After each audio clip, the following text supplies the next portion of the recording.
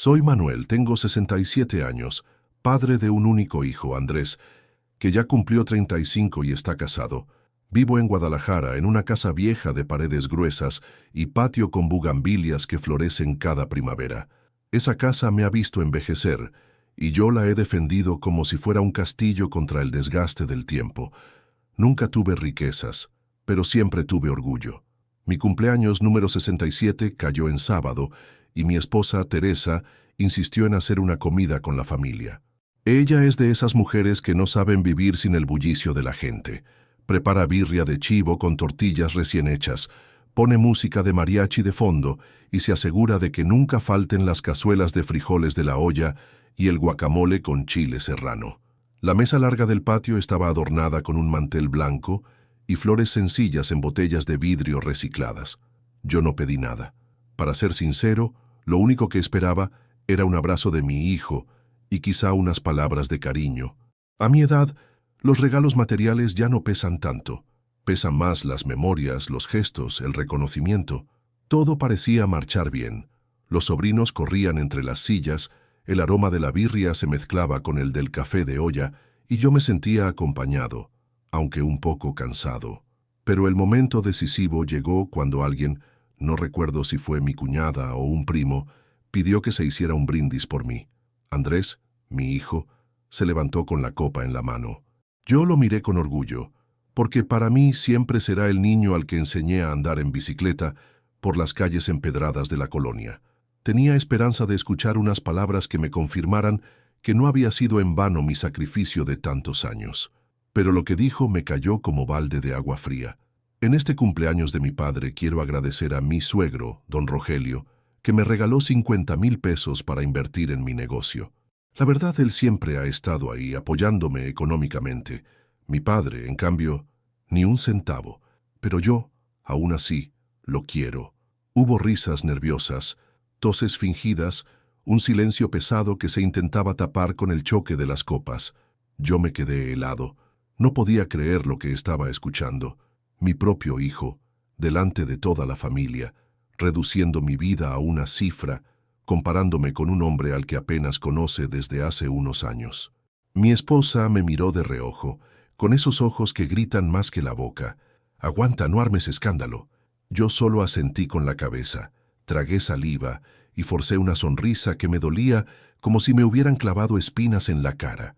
Dentro de mí, la rabia se mezclaba con tristeza. No era el dinero lo que me dolía, nunca lo tuve y nunca lo envidié. Lo que me destrozaba era que mi hijo pareciera ignorar todo lo que había hecho por él desde que nació. Yo recordaba las madrugadas en que me iba a la obra sin desayunar para que él pudiera llevar lonche a la escuela.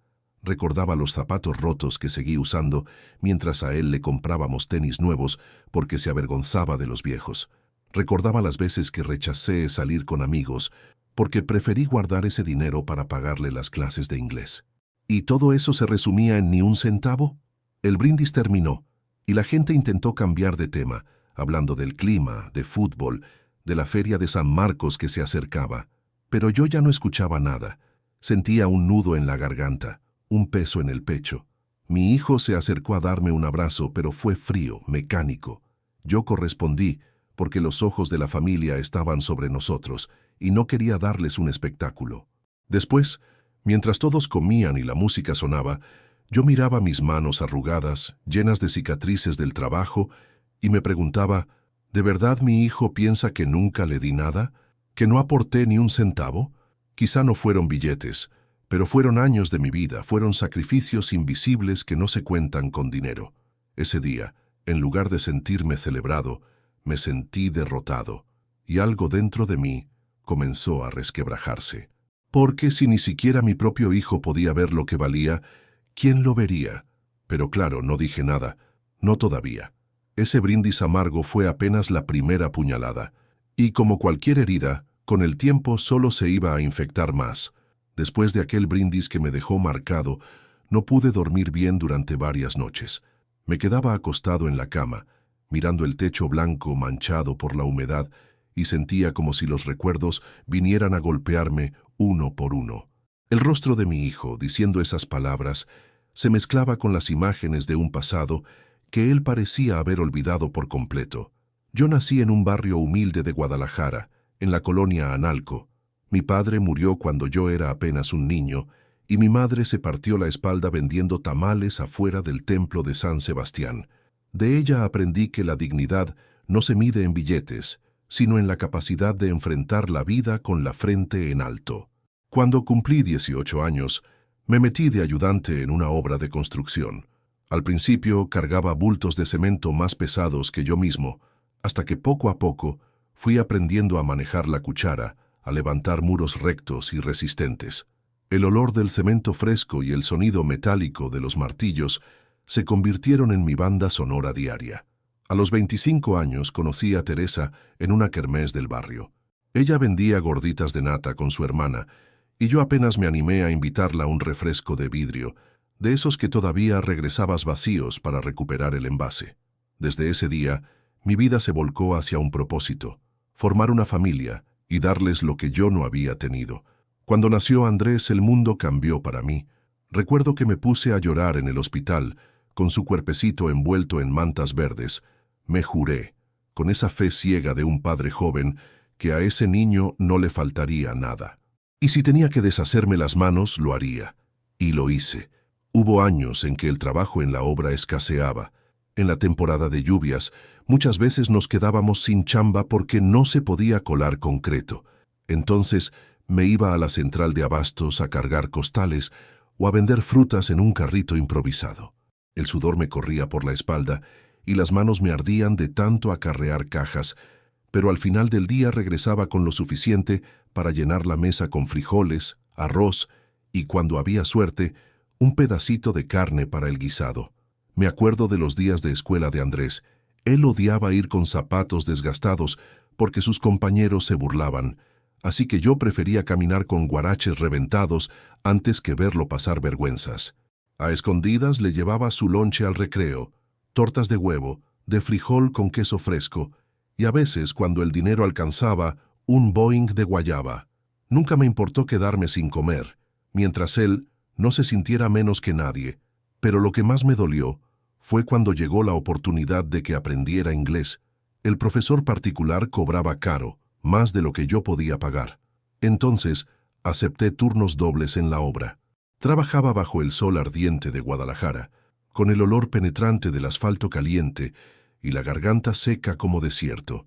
Teresa me llevaba agua en una jarra azul, y yo seguía, porque sabía que esos cursos le podían abrir puertas a mi hijo. Él nunca lo supo del todo. Pensaba que simplemente yo siempre tenía dinero justo en ese momento. No sabía que, para juntar el pago, yo había vendido mi bicicleta vieja y algunas herramientas que me gustaban. A veces, al regresar de la obra, lo veía dormido en su cama con los cuadernos abiertos. Yo lo miraba y sentía un orgullo tan grande que el cansancio se me olvidaba. «Vale la pena», me decía, «vale la pena».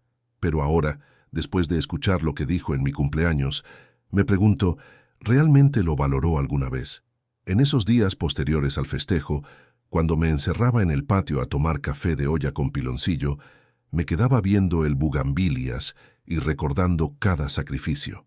El olor del café me llevaba de regreso a esas madrugadas cuando me iba en camión a la obra, con la lonchera llena de tortillas y salsa que Teresa me preparaba. Cada sorbo me sabía a lucha, a perseverancia. Lo que más me duele es que mi hijo parece haber heredado la mirada práctica y fría de los tiempos modernos, donde todo se mide en números. Para él, 50,000 pesos de su suegro valen más que mis décadas de trabajo callado. ¿Y cómo le explico que yo no tuve la posibilidad de regalarle semejante suma, porque cada peso que ganaba se iba en mantenerlo a él mismo? A veces creo que el problema no fue la falta de dinero, sino mi silencio. Nunca le conté lo que hacía a escondidas para que él tuviera lo mejor. Nunca le mostré las heridas en mis manos, ni las noches en que me quedaba despierto contando monedas. Quizá él pensó que todo se daba fácil, pero yo sé la verdad. La verdad está en mis rodillas gastadas, en mi espalda encorvada, en las cicatrices de mis dedos. Cada una de esas marcas es una prueba del amor que sentí y que sigo sintiendo por mi hijo. Y aunque él no lo vea, aunque crea que no le di ni un centavo, yo sé que le di lo más valioso que tenía, mi vida entera. Lo que no sabía, en ese momento de recuerdos y heridas abiertas, era que la historia todavía no había llegado a lo peor. El brindis amargo solo había sido la primera grieta. Lo que estaba por venir pondría a prueba no solo mi paciencia, sino también mi dignidad como padre. Después de aquel cumpleaños, cada reunión familiar se convirtió en un campo minado para mí. No hacía falta que mi hijo volviera a decirlo. Bastaba con las miradas, con los comentarios disfrazados de chistes, con la manera en que se acomodaba a la sombra de su suegro, como si yo fuera apenas un recuerdo incómodo.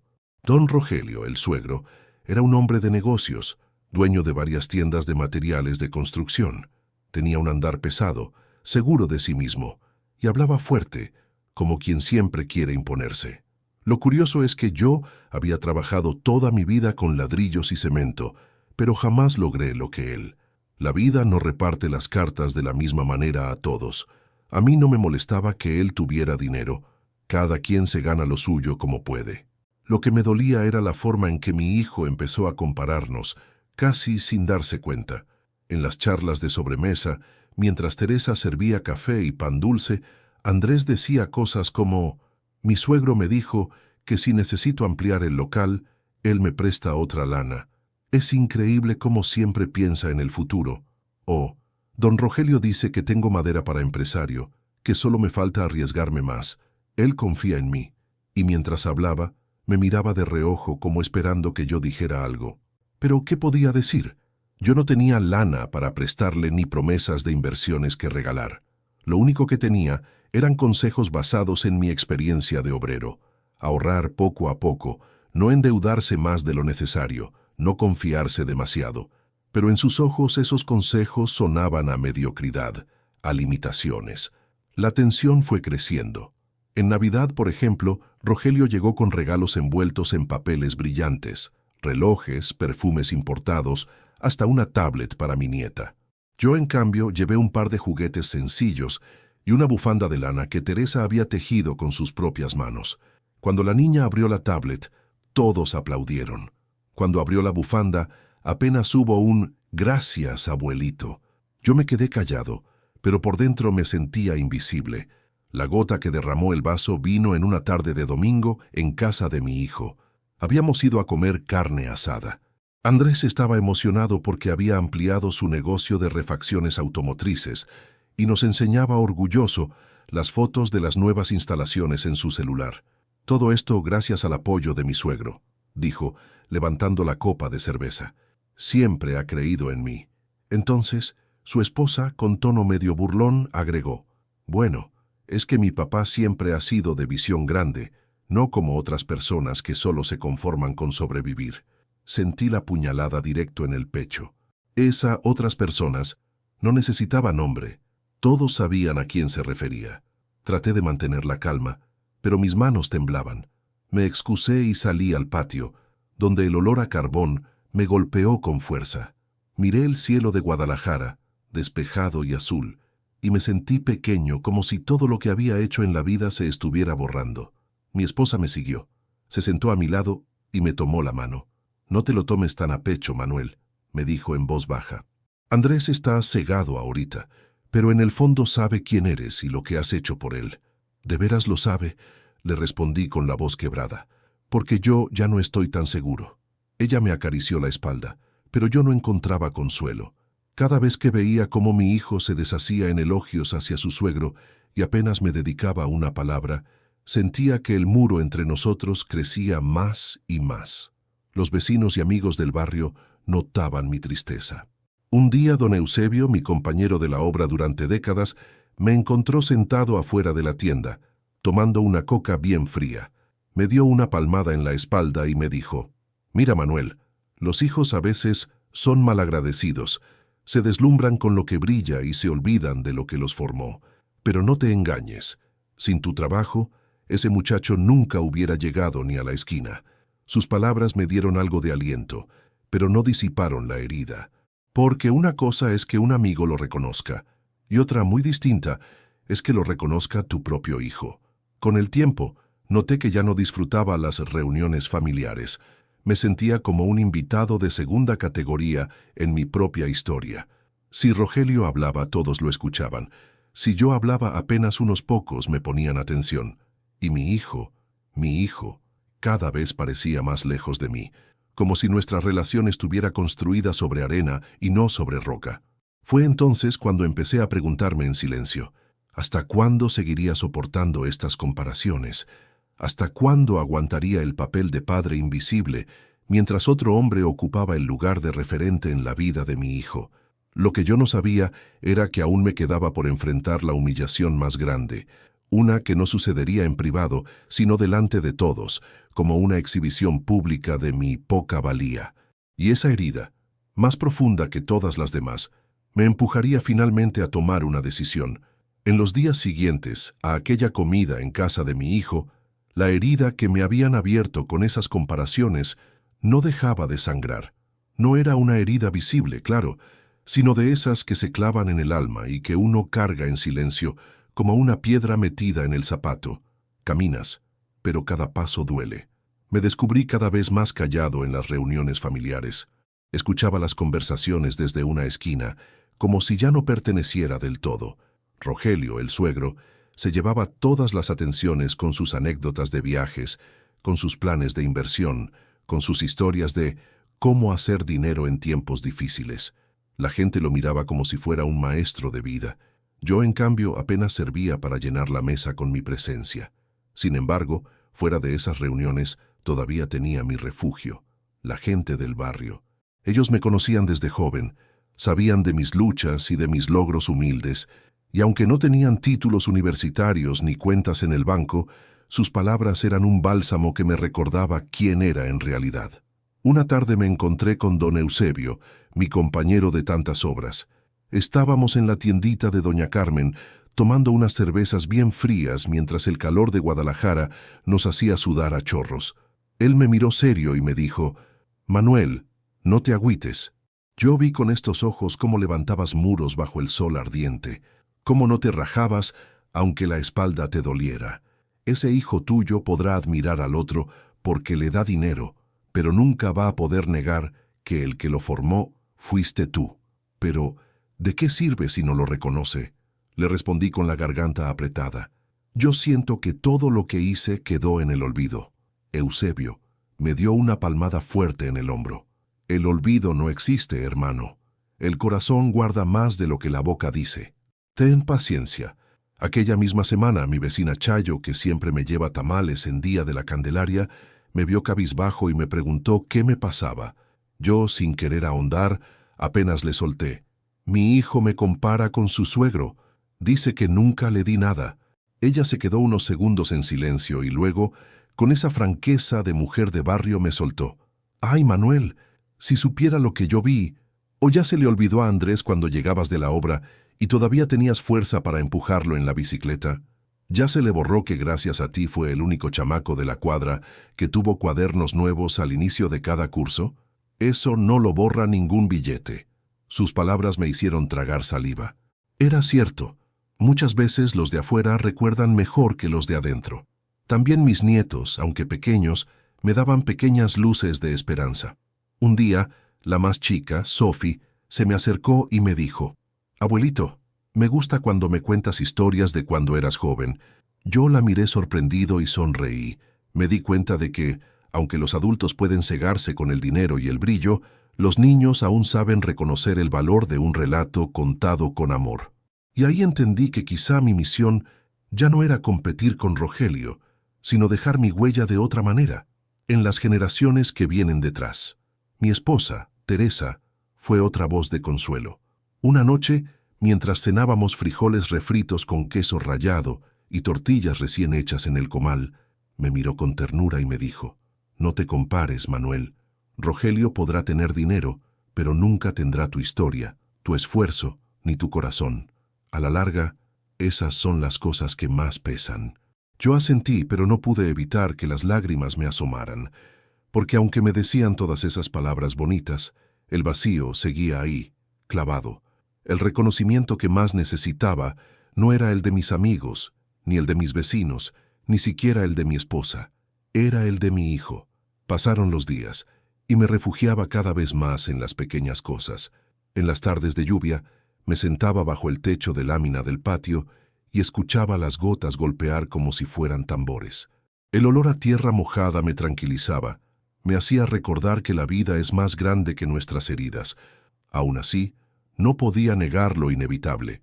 Cada comentario de mi hijo, cada gesto de preferencia hacia su suegro, era como echarle sal a la llaga. Yo aguantaba en silencio, pero sentía cómo la presión dentro de mí iba creciendo, como una olla a punto de estallar. Los consuelos me mantenían a flote, pero no podían detener la tormenta que se avecinaba, porque tarde o temprano sabía que llegaría el momento en que ya no podría quedarme callado. El punto de quiebre estaba cerca, y ni las palabras dulces de mis amigos, ni las caricias de mi esposa iban a poder evitarlo. A veces la vida parece disfrutar poniéndote a prueba. Cuando crees que ya tocaste fondo, siempre hay un poco más de profundidad a la que puedes caer. Yo lo aprendí la tarde en que mi hijo me dio la humillación más grande de todas, delante de personas que no tenían nada que ver con nuestra historia. Era un domingo caluroso en Guadalajara, de esos en que el aire huele a asfalto caliente y las jacarandas dejan caer sus flores moradas sobre las banquetas. Andrés nos había invitado a la inauguración de la ampliación de su negocio, un taller de refacciones automotrices que, debo admitir, estaba quedando bonito. Paredes recién pintadas de blanco, un letrero grande con letras azules que decía Refaccionaria El Rápido, y dentro, filas de estantes brillantes con piezas ordenadas como si fueran joyas. Mi esposa y yo llegamos puntuales. Yo llevaba una camisa azul de manga larga, la mejor que tenía, planchada con cuidado. Teresa cargaba una cazuela de pozole que había preparado para compartir. Caminábamos con ilusión, aunque en mi interior había un nudo de nervios. El lugar estaba lleno de gente, clientes, vecinos, amigos de mi hijo y por supuesto el inseparable Rogelio, que parecía el verdadero anfitrión. Lo vi moverse de un lado a otro, saludando a todos, contando chistes, repartiendo sonrisas, y lo peor era que la mayoría lo escuchaba como si el negocio fuera suyo. Cuando llegó el momento de cortar el listón, Andrés tomó la palabra. Con el micrófono en la mano, agradeció a todos por estar ahí. Mi corazón latía fuerte, esperando quizá un gesto, una mención, aunque fuera breve. Quiero agradecer especialmente a mi suegro, don Rogelio, porque sin él esto no hubiera sido posible, dijo mi hijo, con voz firme y emocionada. Él creyó en mí, me apoyó con el dinero y con sus consejos. Este negocio es en gran parte gracias a él. Los aplausos fueron ensordecedores. Rogelio sonrió, levantó la mano y hasta le guiñó el ojo a la gente, como quien recoge una corona invisible. Yo, en cambio, sentí que el piso bajo mis pies se desmoronaba. Mi hijo no mencionó mi nombre, ni una palabra, ni un gracias por haber estado desde el inicio de su vida, ni un recuerdo de mis sacrificios. Nada. Para él, yo era un espectador más. Teresa me apretó la mano tratando de darme fuerza, pero yo ya no podía. La rabia me hervía en la sangre. Aguanté el discurso, el corte de listón, las fotos, los brindis con cerveza, pero por dentro era un volcán en erupción. El colmo fue cuando un cliente, al vernos, me dijo en tono amistoso: «Ah, ¿usted es el señor Rogelio el que financió todo esto? ¡Qué gusto conocerlo!». Me quedé helado. Andrés se apresuró a corregir: «No, no, él es mi papá», pero lo dijo con una indiferencia tan grande que me dolió más que si hubiera guardado silencio. En ese momento lo supe. Había llegado al límite. No era solo el olvido, no era solo la comparación. Era la humillación pública, el borrarme de su historia como si nunca hubiera existido. Cuando terminó el evento, me despedí en voz baja y salí a la calle, con el sol cayendo a plomo sobre mi cabeza.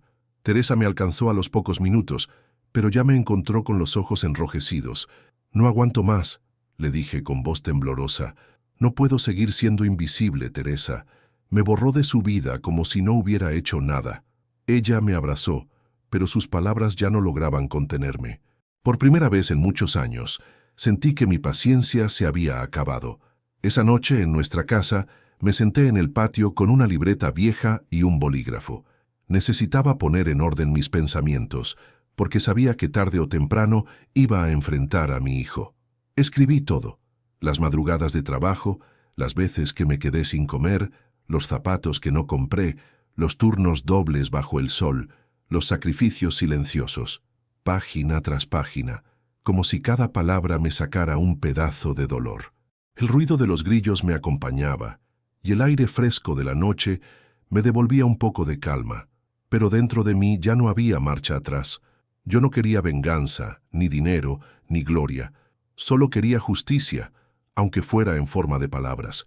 Quería que mi hijo supiera la verdad, que mirara más allá de los billetes de su suegro, que reconociera que detrás de su éxito había un padre que se dejó la vida por él. Ese día comprendí que el silencio ya no era una opción. El punto de quiebre había llegado. Había pasado casi una semana desde la inauguración del taller de mi hijo, y yo todavía llevaba encima el peso de aquella humillación. Cada vez que cerraba los ojos, veía el micrófono en sus manos, escuchaba los aplausos dirigidos a su suegro y volvía a sentir ese vacío desgarrador. No mencionó mi nombre, no reconoció mis sacrificios. Era como si yo no existiera en su historia. Pero la rabia, lejos de consumirme en silencio, empezó a convertirse en determinación. Me di cuenta de que había callado demasiado tiempo.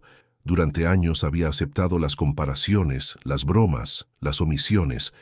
Pensaba que el amor de un padre debía ser paciente, que eventualmente el hijo vería la verdad. Pero ya no podía seguir esperando. Una tarde, cuando el sol de Guadalajara teñía de naranja las paredes del barrio, decidí hablar. Caminé hasta el taller de Andrés. El sonido de las herramientas y el olor a grasa de motor me recibieron como un muro invisible. Lo encontré revisando facturas, con la frente cubierta de sudor y el gesto concentrado. ¿Tienes un momento?, le pregunté con voz firme. Me miró sorprendido, como si no esperara que yo apareciera ahí. Claro, papá. Siéntate. ¿Quieres una cerveza? Negué con la cabeza.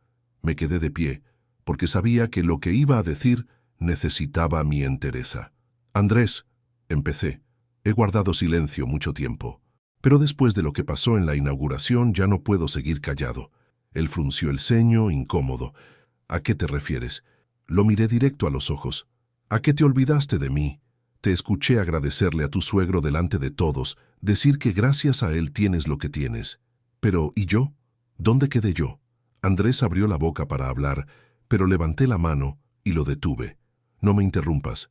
Escucha, porque lo que voy a decir no lo he dicho en 35 años. Sentí cómo mi garganta se apretaba, pero seguí adelante. ¿Recuerdas tus zapatos nuevos en la secundaria? ¿Recuerdas que nunca te faltaron cuadernos, ni lonche, ni clases de inglés? Todo eso salió de mi espalda, de mis manos llenas de ampollas, de mis noches sin dormir. Mientras tú soñabas tranquilo, yo me partía el lomo en la obra, en la central de abastos, cargando costales, vendiendo frutas, lo que fuera. Nunca tuve 50,000 pesos para darte, pero cada peso que ganaba lo invertía en ti. Él se quedó callado, con la mirada clavada en el suelo. Yo respiré hondo y continué. Vendí mis cosas para que fueras a cursos, dejé de comprarme ropa, caminé con guaraches rotos mientras tú tenías tenis nuevos. Nunca te lo dije porque pensé que un padre no debía andar cobrando sus sacrificios. Pero ahora, después de lo que escuché, parece que fue un error guardar silencio. Porque hoy tú crees que no te di nada. El silencio era tan pesado que se escuchaba el zumbido de un mosco en la ventana. «Papá», murmuró Andrés con la voz quebrada, «yo no sabía todo eso». «Pues debiste saberlo», exclamé por primera vez alzando la voz. «No porque yo te lo dijera, sino porque debiste verlo, sentirlo, pero estabas tan ocupado comparándome con tu suegro que nunca miraste lo que tenías delante». Él levantó la vista y vi lágrimas asomando en sus ojos. «Perdóname, papá. Yo siempre admiré a Rogelio porque me ayudó con dinero cuando lo necesité, pero nunca pensé que eso te hacía menos. Solo lo di por sentado contigo». Me temblaron las manos. Por un instante quise abrazarlo, pero contuve el impulso. No quería que todo terminara con una disculpa rápida. Necesitaba que entendiera el fondo. «Andrés, yo no necesito tu compasión. Lo único que quiero es que reconozcas que tu vida no empezó con 50,000 pesos de tu suegro. Empezó conmigo y con tu madre, que nos dejamos la piel para que tú pudieras soñar en grande. Y si algún día vas a dar un discurso, que sea la verdad la que salga de tu boca. Él asintió, mordiéndose los labios, como quien lucha contra el orgullo. «Lo prometo, papá», dijo al fin. «Nunca más te voy a dejar fuera de mi historia». Por primera vez en mucho tiempo sentí un poco de alivio. No era una victoria total, pero era un comienzo. Lo abracé, y aunque sus lágrimas mojaron mi camisa, yo sabía que aquellas palabras habían sembrado algo en su corazón. Salí del taller con el alma más ligera, aunque consciente de que la herida tardaría en cerrar, pero al menos había dicho mi verdad, y a veces eso es lo único que un hombre necesita para volver a caminar erguido. Después de aquella conversación con mi hijo en el taller, sentí que por fin había liberado un peso que llevaba años arrastrando. Era como si hubiera estado respirando con una piedra sobre el pecho y de repente, al hablar, alguien la hubiera levantado. No voy a mentir, el dolor no desapareció de un día para otro. Las palabras de Andrés en mi cumpleaños y en la inauguración seguían doliendo, clavadas como espinas, pero al menos, ahora, había un principio de reconciliación. Pasaron unas semanas y poco a poco noté cambios en su actitud. Cuando nos visitaba ya no hablaba tanto de su suegro. Se interesaba más en mis historias, en mi vida en la obra, en los sacrificios que yo había hecho. Incluso me pidió que le contara anécdotas de mi juventud. Y yo, aunque al principio lo hice con cautela, terminé disfrutando como nunca esa atención. Un domingo, mientras comíamos enchiladas que Teresa había preparado con salsa verde, Andrés me dijo: «Papá, estuve pensando en todo lo que me dijiste, y tienes razón. Yo nunca me había detenido a ver el fondo de tu esfuerzo. Yo estaba cegado con lo que parecía más grande, más brillante. Pero entiendo que sin ti no estaría aquí». No contesté de inmediato. Solo lo miré y asentí, porque a veces el silencio es más poderoso que las palabras. Fue entonces cuando decidí darle a mi hijo el único regalo que podía resumir mi vida, la libreta donde había escrito todo lo que había callado. No eran poemas ni frases bonitas, eran relatos crudos de mis madrugadas en la obra, de mis zapatos gastados, de las noches de hambre, de mis alegrías sencillas. Era mi historia desnuda, sin adornos. Un viernes por la noche se lo entregué.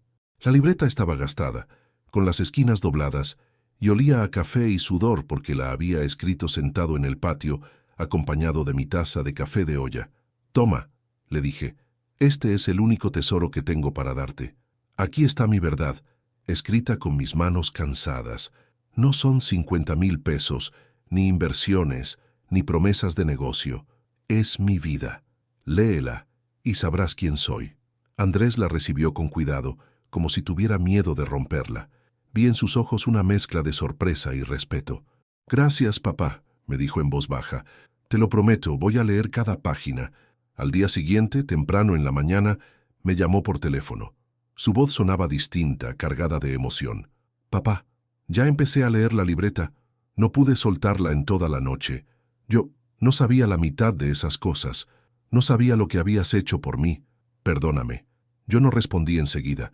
Solo escuché su respiración entrecortada y mis ojos se llenaron de lágrimas. «No tienes que pedirme perdón», le dije al fin. «Solo quiero que nunca olvides de dónde vienes».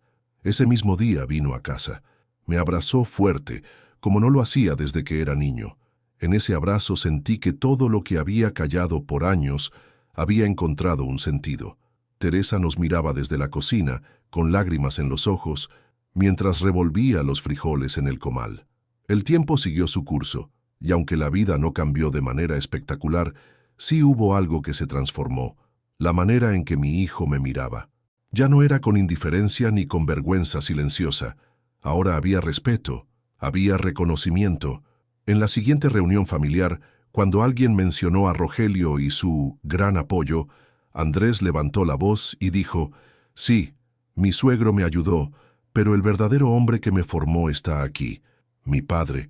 Gracias a él soy quien soy». No puedo describir lo que sentí en ese momento. Fue como si de pronto el tiempo se detuviera y toda mi vida pasara frente a mis ojos. Los sacrificios, las lágrimas, las hambres, las esperanzas, todo cobró sentido con esas palabras. No hubo aplausos estruendosos como los que recibió Rogelio en la inauguración, pero sí hubo miradas sinceras, y para mí eso bastaba. Esa noche, ya en la tranquilidad de mi casa, Me senté en el patio con mi café de olla, como siempre. El aire olía a bugambilias y a tierra húmeda. Cerré los ojos y sonreí, porque entendí que, al final, mi verdadero regalo no era dinero ni cosas materiales. Mi regalo era mi historia, mi ejemplo, mi dignidad, y ese legado ya estaba sembrado en mi hijo, y aunque me tomó décadas y muchas heridas, al fin sentí que había cumplido con mi misión como padre.